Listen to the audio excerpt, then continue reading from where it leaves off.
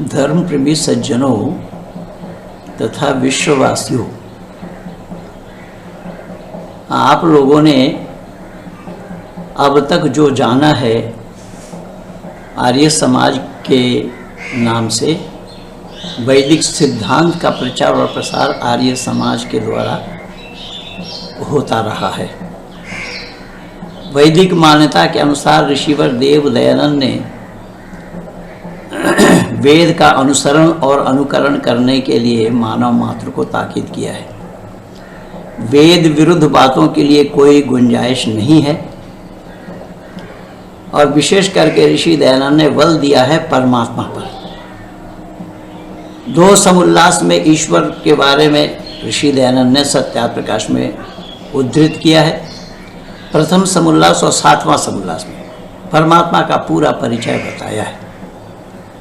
अभी पिछले दिन 9 मार्च को जयपुर डायलॉग के साथ मेरा कार्यक्रम था और ये डायलॉग, जयपुर डायलॉग, उसने खुद संपर्क किया मेरे से और मेरा समय लिया।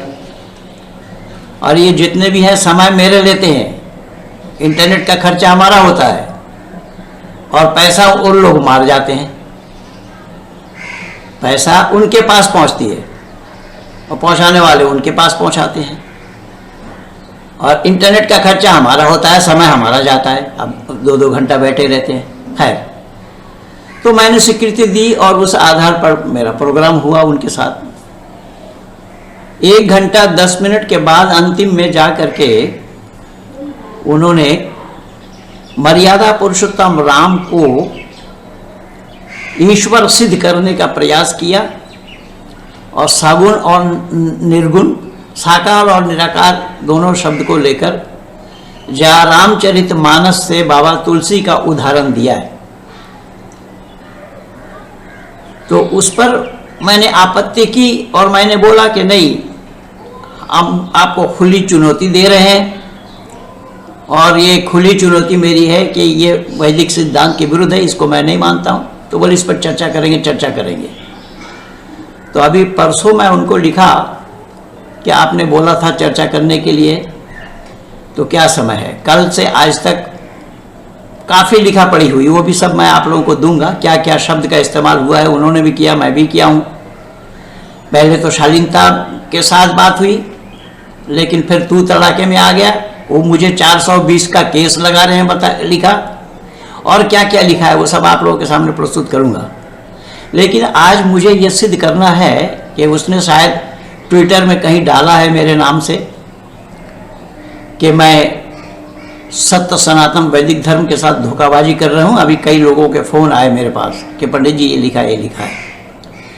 तो इसका स्पष्टीकरण देना जनता जनार्दनों के बीच मैंने युक्ति युक्त समझा। इसीलिए मैं वीडियो के माध्यम से आप लोगों को सच्चाई क्या है उस सच्चाई के साथ जोड़ने के लिए मैं उपस्थित हुआ हूँ। पहले सुनिए उसके वीडियो, वो क्या बोल रहे हैं। ऋग्वेद की एक बहुत प्रसिद्ध ऋचा है, आप तो जानते हैं, तो ऋग्वेद पढ़े हुए। कहते हैं इंद्रम मित्रम वरुणम अग्निमाहुरथो दिव्य स संपूर्णो गुरुत्मान एकम सद्विप्रा बहुधा वदन्ति यज्ञम यमम मातुरिश्वानमाहुः। क्या तात्पर्य ले रहे हैं इसका, आप बताइए। एकम सद्विप्रा बहुधा वदन्ति, पर परमात्मा एक है। ज्ञानी लोग उसको बहुत से नामों से पुकारते हैं, पर उन बहुत से नामों में राम नाम नहीं है। राम का नाम जो है वो तो सभी में है। नहीं, मैं आपको सुनाऊं, सुन लीजिए। हमें आप ऊपर हम कभी और विवाद कर लेंगे, क्योंकि आपके मत से मैं सहमत नहीं होते। इसके बाद में फिर कभी और चर्चा करेंगे। लेकिन तुलसीदास जी का क्या है कि बंदा हो नाम राम रघुबर को, एक प्रसाद भानु हिम कर को, विधि हरि हर मय वेद प्राण सो। राम वो है जो नाम वेद का प्राण है। विधि हरि हर मय वेद प्राण सो, अगुण अनुपम गुण विधान सो, जो गुणों के पार है। तो इससे राम नाम का जो आप रूप जो है निर्गुण भी है, सगुण भी है, आप उसको भाव से ग्रहण करें। वो इतना आसान नहीं है। तुलसी ने तो बिल्कुल फिर कभी बात करेंगे।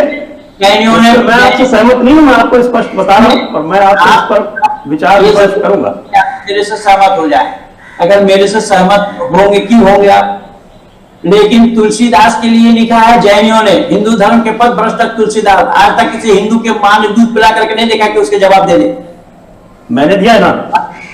चले सुनो बिनु कहने का क्या मतलब? ये तो तुलसी बोल रहे हैं। अरे आप देखो, आप ऐसी बात न करो जिसका कोई प्रमाण हो। मैंने दिया है जवाब, मैंने खुद ने जवाब दिया।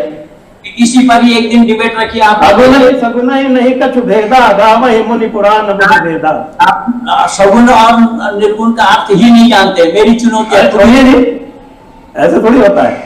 हाँ, मैं बता रहा हूँ, खुली चुनौती है मेरी, और मैं आपके चैनल मैं स्वीकार करता हूँ। चलिए, हमारा आपका बात होगा। समय हमारे और आपकी चर्चा इसी पर होगी। सगुन आप लोगों ने सुना इनके पोंगा पंडिता को। ये पोंगा पंडित है, पोंगा पंडित, जो बाबा तुलसी को भी ले डूब रहे हैं। इन्हें ये मालूम नहीं है कि बाबा तुलसीदास खुद पदभ्रष्ट थे। उन्होंने सच्चाई को नहीं उजागर नहीं किया, सच्चाई को छुपाया। अब एक एक करके मैं प्रमाण दे रहा हूँ। देखिए, ये प्रमाण दे रहे हैं कि राम को वो साकार भी, निराकार भी, सगुण भी, निर्गुण भी, ये सब राम के लिए ही बताया है तुलसी ने। उस तुलसी को ये पता नहीं, जिस रामचरितमानस में तुलसी ने राम को अंतर्यामी कहा, और उसी रामचरितमानस से आज मैं ये प्रमाण दे रहा हूँ कि तुलसी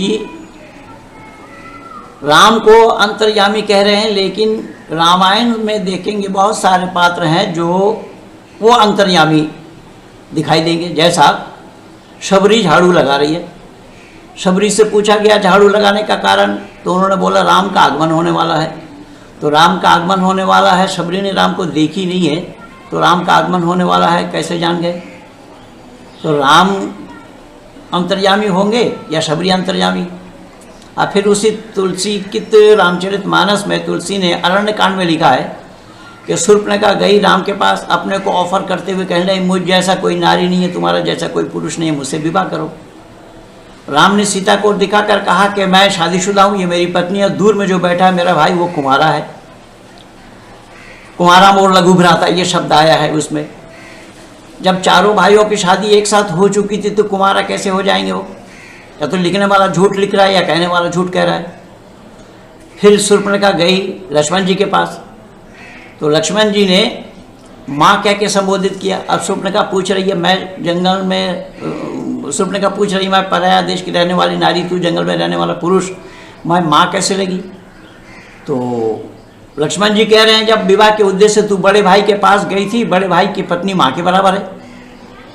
अब राम और शूर्पणखा जिस समय बात कर रहे थे तो लक्ष्मण को कैसा पता लगा राम क्या बात कर रहे हैं शूर्पणखा से? तो राम अंतर्यामी है, ये लक्ष्मण अंतर्यामी है।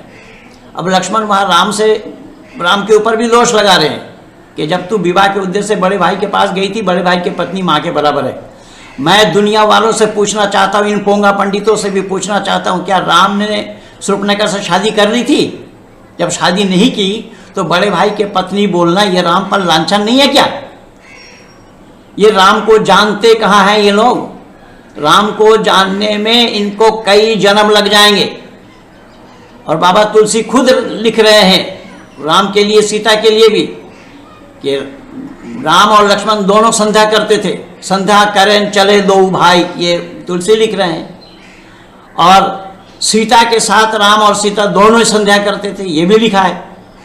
अब संध्या किसकी करते थे? राम अगर ईश्वर थे, इन पोंगा पंडित से मैं पूछना चाहता हूँ कि भेद सत्य सनातन वैदिक धर्म में मैं डाल रहा हूँ या इन पोंगा पंडितों के द्वारा यह सत्य सनातन वैदिक धर्म को तबाह किया जा रहा है? तबाह करने के ये लोग लगे हुए हैं। ज़रा ये विचार करें, देखें। अच्छा, रामचरितमानस को अगर हम छोड़ देते हैं, वहाँ वाल्मीकि रामायण को लेते हैं, तो वाल्मीकि रामायण ने भी ये बताया है कि देशे देशे कलित्राणी देशे देशे च बंधुवा तंतु देशे न पश्यामि यत्र भ्राता सहोदरा, कि देश देश में भाई देखने को मिलता है जो आपस में लड़ लेते हैं, आपस में प्यार से भी रहते हैं, लेकिन ऐसा सहोदर भाई कहीं भी देखने को नहीं मिला जैसा कि राम और लक्ष्मण है। और सहोदर के माने एक उदर से उत्पन्न होने वाले, एक उधर से उत्पन्न होने वाले, जब दोनों की माँ अलग थी तो एक उधर से उत्पन्न होने वाले की ओर कैसे हो जाएंगे? तो ये सब झूठ का पुलिंदा लिए घूम रहे हैं। अब राम शब्द क्यों ईश्वर के लिए लागू नहीं हो सकता, उसको ज़रा आप व्याकरण की दृष्टि से देखिए, ग्रामर की दृष्टि से देखिए कि राम के नाम से ईश्वर का होना संभव क्यों नहीं है। विभक्ति एक वचन, द्विवचन और बहुवचन में क्या क्या आया है वो मैं आप लोगों को बताता हूँ। प्रथमा रामः, रामौ, रामः। द्वितीया रामम, रामौ, रामान। तृतीया रामेन, रामाभ्याम, राम्योः। चतुर्थी रामाय, रामाभ्याम, रामभ्यः। पंचमी रामात्, रामभ्याम, रामेभ्यः। षष्ठी रामस्य, रामयोः, रामानाम। सप्तमी रामे, रामयो, रामेषु। और संबोधन में हे राम, हे रामौ, हे रामः। अब इन अकल के दुश्मनों से ये पूछा जाए कि इससे कहाँ सिद्ध हो रहा है कि राम ईश्वर थे, जब राम ईश्वर न होने का यही कारण है कि राम माता पिता के गर्भ में जन्म ले रहे हैं और ईश्वर अजन्मा है और ईश्वर के नाम का रूप नहीं चलेगा, ये राम का रूप चलता है। ये रूप जो मैं बताया अभी विभक्ति का।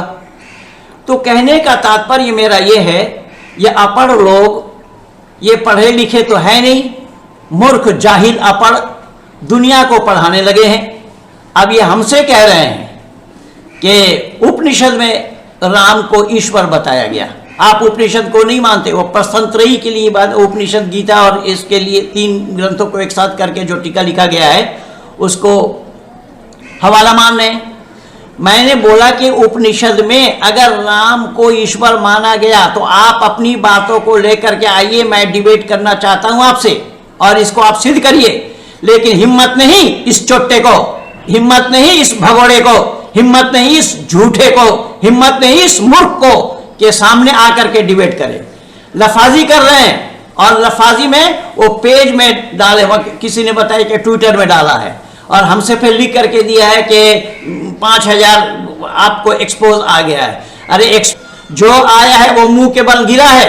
मैं दावा के साथ कह रहा हूं, ये मत समझना कि केवल इस्लाम वालों के साथ मैंने डिबेट किया है, मैं पौराणिकों के साथ भी डिबेट किया हूं और ईसाइयों के साथ भी डिबेट किया हूं, ब्रह्म कुमारी वालों के साथ भी डिबेट किया हूं। आज मैं ये जयपुर डायलॉग वालों के संजय दीक्षित को खुली चुनौती उस 9 मार्च को भी दिया और आज भी दे रहा हूं।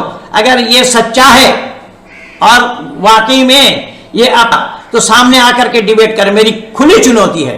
ये राम को ईश्वर सिद्ध करके दिखाए और जो वो उपनिषद की बात कह रहा है उपनिषद से ही हमें प्रमाण दे। उपनिषद से भी प्रमाण दिया जाना संभव नहीं है कि उपनिषद वेद से अलग नहीं है और वो भी मान रहा है।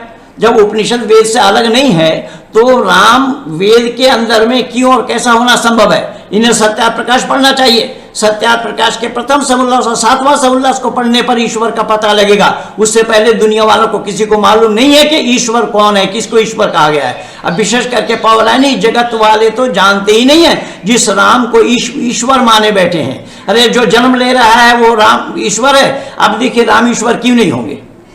ईश्वर को हम माता पिता बंधु सखा कहते हैं। तो राम सीता का पिता थे क्या? सीता के तो ईश्वर कैसे हो जाएंगे? राजा दशरथ के पिता थे क्या? तो ईश्वर कैसे हो जाएंगे? लक्ष्मण शत्रुघ्न के पिता थे क्या? ईश्वर कैसे हो जाएंगे? और ईश्वर को माता और पिता दोनों गुण ईश्वर के लिए बताया गया है। पर इन जाहिलों से मैं पूछना चाहता हूं कि राम में माता का गुण दिखा दे, राम को मां कह के दिखा दे, राम को मां के शक्ल सूरत में दिखा दे, फिर मैं मानता हूं। लफाजी करने के लिए महेंद्र पाल आर्य के पास कोई गुंजाइश नहीं है। मैं दावा के साथ कह रहा हूं, मैं ना किसी को बख्शा हूं और ना किसी को बख्शूंगा। गलत तो गलत है, मक्खनबाजी करने से गलत को सही में परिवर्तित किया जाना संभव नहीं होगा। गुड़ आप अंधेरे में खाओगे तो उतना मीठा लगेगा जितने के प्रकाश में। इसीलिए असत तो असत ही है। और ऋषि दयानंद ने साफ शब्दों में लिखा है कि सत्य का प्रतिपादन करना ही मैं अविष्ट समझता हूं। वो सत्य कौन सा? कि ब्रह्मा से लेकर के जैमिनी पर्यंत तक ऋषि मुनियों के जो उद्गार हैं उसी का ही प्रतिपादन करना मैं अविष्ट समझता हूं। मैं उसको कल लिखा कि आप अपने तरफ से निर्णायक रखिए, मैं भी अपने तरफ से निर्णय रखूंगा। और उन निर्णायकों में मैंने 2 आदमी को चयन किया और हमारे दोनों मित्र हैं, एक बंबई के मगनलाल आर्य जी हैं और दूसरा दिल्ली के राज आर्य जी हैं। मैं दोनों का नाम लिया और दोनों को मैं सूचना भी दी कि इस तरीके से डिबेट के लिए अगर वो आते हैं तो निर्णायक मंडल में मैं आप दोनों को रखूंगा। ये सब बातें हुई हैं, लेकिन आज वो लफाजी में उतर आया और गाली गलौज में उतरा। मैं तू तड़ाके से बात किया, वो तू तड़ाके से बात कर सकता है तो मैं उससे कमजोर हूं क्या? मैं भी तू तड़ाके लगा दिया जब उसके बाद, लेकिन पहले मर्यादा उसने भंग की है, उसके बाद मैं लिखा हूं। और क्या क्या लिखा वो भी सब आप लोगों के सामने प्रस्तुत कर रहा हूं। उसने क्या लिखा और उसके जवाब में मैंने क्या लिखा, ये सारा मैं आप लोगों के सामने आज प्रस्तुत करके ही उठूंगा। मैंने निवेदन किया कि अगर मैं बोला हूं कि जो आपने बोला है उस वीडियो में, और आज सुबह मैं उस वीडियो को सुना कि वो बोल क्या रहे हैं और मैंने चुनौती किस बात के लिए दी। आज फिर सुबह मैं लिखा कि जो आपने बोला है उसको मैं सुना हूं, उसी पर ही हम डिबेट करना चाहते हैं। उस पर भी ये तैयार नहीं हुए। अरे डिबेट तो वो करेगा ना जो विद्वान होगा। ये मूर्ख जाहिलों के पास कहां से आएंगे विद्या? कहां पाएंगे ये विद्या? ये विद्वान है कहां जो राम को ईश्वर मान रहे हैं? राम को ईश्वर मानने वाला कोई विद्वान होना संभव नहीं है, राम हो या कृष्ण हो। उस पे इस्कॉन वालों के साथ भी मेरा डिबेट, 4 डिबेट हुआ है, देखा है आप लोगों ने भी, वो भी मैं डाला था। इसलिए उसके साथ क्या क्या वार्ता हुई है वो भी मैं आप लोगों के सामने प्रस्तुत कर रहा हूं, जरा आप लोग देखिए। और उसने कहा ट्विटर में डाला, मुझे किसी ने बोला भी वो ट्विटर में डाला है। ट्विटर में डाले चाहे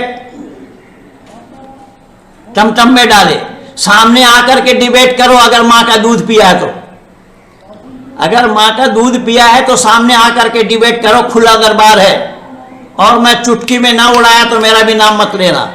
और इसने मुझे कह रहा है कि मैं सनातन धर्म में बखेड़ा पैदा करना चाहता हूं। बखेड़ा मैं पैदा करना चाहता हूं कि तुम मूर्खों ने, तुम पोंगा पंडितों ने सत्य सनातन वैदिक धर्म को बर्बाद किया हुआ है। इसलिए आज सुबह मैं लिखा कि मुसलमान और ईसाइयों से इतना नुकसान सत्य सनातन वैदिक धर्म का नहीं हुआ जितना कि तथाकथित हिंदुओं ने ही किया है। और उसमें मैं ये भी बोला कि भारत में आज मुसलमानों के लिए हिंदू परेशान है और मुसलमानों के द्वारा हिंदू परेशान है। तो भारत में मुसलमान कोई अरब से तो आए नहीं, भारत में मुसलमान कोई जमीन के अंदर से नहीं निकले, आसमान से भी गिरे नहीं, इसी हिंदुओं में से ही तो मुसलमान बने हैं। इतिहास साक्षी है। तो हिंदुओं में से मुसलमान बने हैं, वो किसकी गलती है? इन्हीं हिंदुओं की, तथाकथित यही पोंगा पंडितों की गलती है, जिन पोंगा पंडितों ने आज भी मंदिरों में चढ़ने नहीं देते हैं। इन्हीं पोंगा पंडितों के कारण ये सारा आइए जो भिमटे फिमटे जितने जो कुछ भी हुए हैं, अंबेडकर आदि ये सब जिस तरीके से हुए हैं, ये सब इन्हीं पोंगा पंडितों की मेहरबानी है। इन्हीं पोंगा पंडितों के द्वारा आज संपूर्ण भारत को त्रस्त बनाया गया है। संपूर्ण भारत को बर्बाद करने की साजिश इन पोंगा पंडितों की है।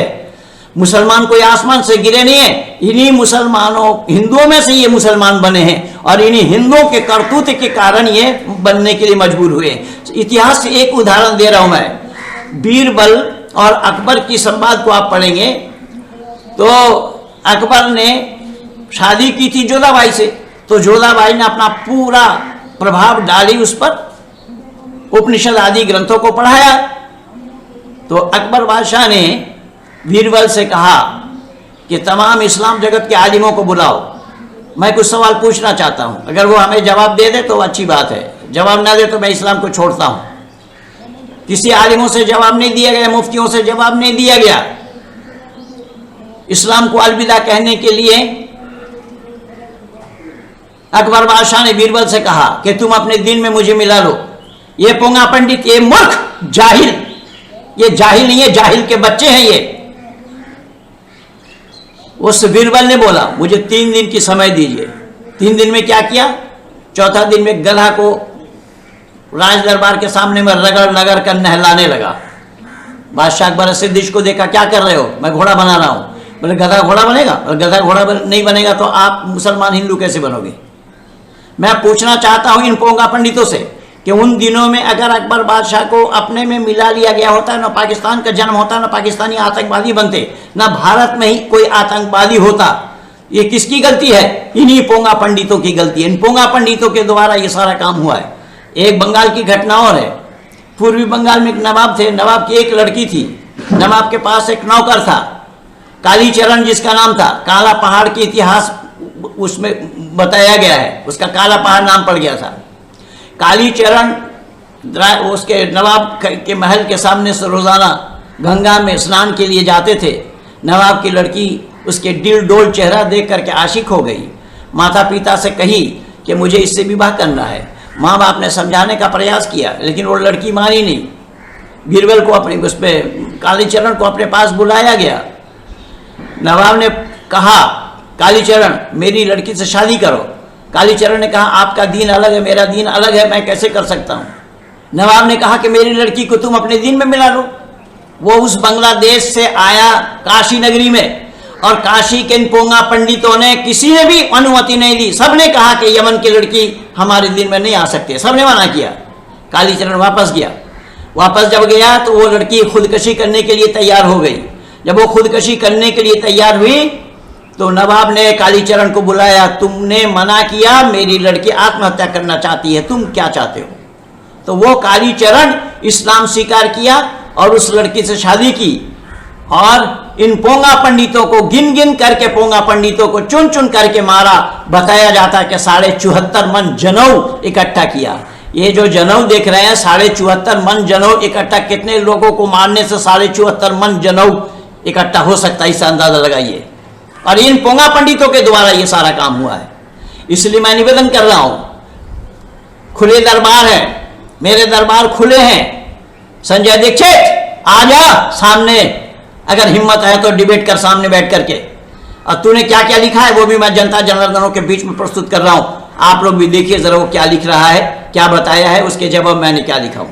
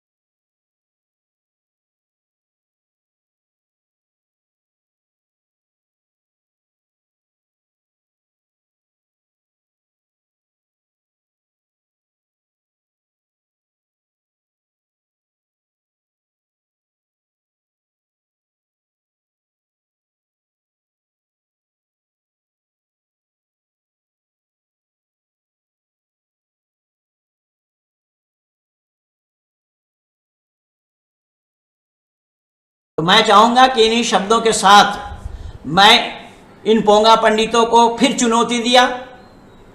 सामने आया नहीं, क्योंकि ये भगोड़े हैं। ये आज क्या मनशाराम का वैदिक तोप, ये आर्य समाज के विद्वानों ने लिखा है। आर्य समाजियों से, आर्य समाज के विद्वानों से ये पोंगा पंडित कभी भी जीत नहीं पाए। और इत्तेफाक से मैं ऐसे गुरु का शिष्य हूं जिन्होंने पूरी जवानी इसी शास्त्रार्थ में बिताया। ठाकुर अमर सिंह जिनका नाम था, अमर स्वामी जी बाद में नाम जिनका पड़ा। मैं ऐसे गुरु के शिष्य हूँ। प्रेमाचार्य की छक्का छोड़ा दी वहाँ दिल्ली के घंटाघर में, और उसकी व्यवस्था भाई ब्रह्मचारी राज सिंह जी ने की थी शास्त्रार्थ की। तो आज तक कोई आर्य समाजी विद्वानों को हरा नहीं पाया। और ये मुंह लटका करके भागे जितने भी आए, चाहे इस्लाम वाले आए हों, ईसाई आए हों और पौराणिक पंडित आए हों, कोई भी आया, सबको मात खानी पड़ी। और मैं दावा के साथ कह रहा हूं, ये संजय दीक्षित अगर आता है सामने, मुंह के बल उसको मैं नहीं गिराया तो मेरा नाम भी महेंद्र पाल बदल देना, मैं दावा के साथ कह रहा हूं। सत्य सनातन वैदिक धर्म में ऋषि दयानंद की मान्यता जो वेद से निकाल करके उन्होंने दिया है, उन्होंने राम को ईश्वर मानने से, कृष्ण को ईश्वर मानने से मना किया है। ना तो किसी उपनिषद में राम को ईश्वर बताया गया, ना किसी वैदिक संस्कृति में राम को ईश्वर माना गया है। ये मनमानी बातें ये कर रहा है। मैंने बोला तो जो मान ले उसको लेकर क्या, उसमें भी हिम्मत नहीं जुटा पाया ये। अब वो ट्विटर में जा रहा है। अरे ट्विटर में कहा जा रहा है टमटम लेकर के यहाँ आना अगर अपने बाप का पैदा हुआ तो। मैं दावा के साथ कह रहा हूं कि ये पोंगा पंडितों के द्वारा आज संपूर्ण सत्य सनातन वैदिक धर्म पर कुठाराघात हुआ है। ईसाई और मुसलमानों से उतनी बर्बादी नहीं हुई सत्य सनातन वैदिक धर्म की जितने कि इन पोंगा पंडितों ने किया है। ये सच को स्वीकार करते होते तो आज भारत का नक्शा कुछ और होता। इन्होंने सत्य को स्वीकार किया ही नहीं है। सत्य को स्वीकार करना ये मनुष्यता है, मानवता है, मनुष्यत्व है, इसी में ही। ये सत्य को कभी भी स्वीकार नहीं किया। अगर ये सत्य को स्वीकार करते होते तो फिर ईसाई और मुसलमानों का बोलबाला भारत में इतना होना संभव ही नहीं था। इन्हीं पोंगा पंडितों के कारण ये सारा आज बखेड़ा हुआ है और आज भी ये किए जा रहे हैं। इस 21वीं सदी में भी, जिस सदी में लोग चांद तक पहुंच चुके हैं और इनके पास दिमाग नहीं है। तो मेरी ये वीडियो अच्छी लगे सब्सक्राइब कीजिए, लाइक कीजिए, औरों तक पहुंचाइए, आइकन बेल दबाना ना भूलना। इन्हीं शब्दों के साथ मैं अपने वाणी को यहीं पर विराम दे रहा हूं और जितना जो कुछ बोला है वो भी सब आप लोगों के सामने प्रस्तुत कर रहा हूं। धन्यवाद।